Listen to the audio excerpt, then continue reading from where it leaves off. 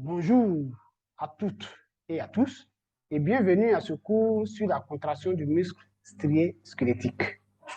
Je m'appelle Ndia Wadio Frédéric et je suis membre du laboratoire de physiologie animale, pharmacologie et pharmacopée à l'Université de Nanjoué-Bourgois.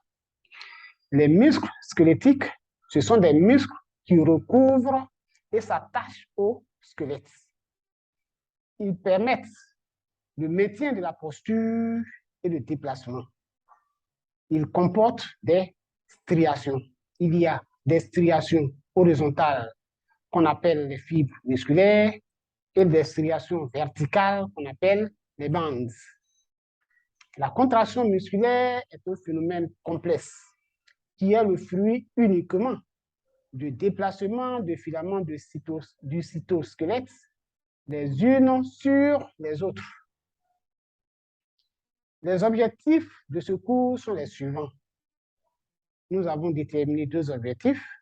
Il s'agit premièrement de déterminer la structure du muscle strié squelettique et deuxièmement d'expliquer le mécanisme de la contraction musculaire.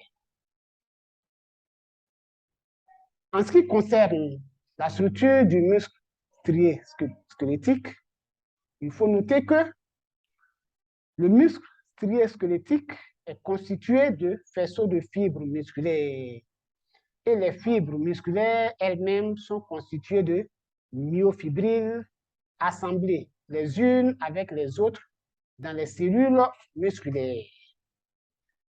La cellule musculaire est une cellule géante qui a plusieurs noyaux et une membrane très particulière que l'on appelle le sarcolème et qui contient ces myofibrilles.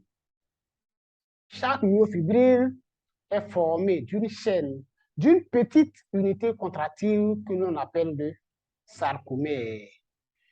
Le sarcomère est formé au centre d'une zone fixe et des deux côtés d'une zone mobile. De part et d'autre de cette zone mobile et allant vers le centre, il y a des filaments d'actine, dont une extrémité est reliée à la périphérie et l'autre extrémité vers le centre est libre. Sur la zone fixe du milieu, il y a des filaments de protéines associés aux filaments d'actine que l'on appelle des myosines, qui eux sont fixes au milieu et ont leur extrémité vers la périphérie libre. Comment va se faire le processus de la contraction musculaire? Quand il y a un mouvement de calcium à l'intérieur de la cellule, à la suite d'une stimulation, les têtes de myosine viennent se fixer sur les filaments d'actine et vont les rapprocher vers le centre. Il y a donc une contraction du sarcomère.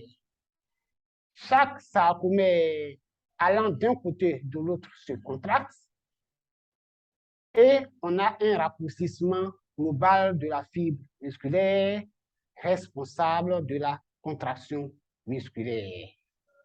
Mesdames et messieurs, chers étudiants, voici ce que contient ce cours. Nous vous remercions.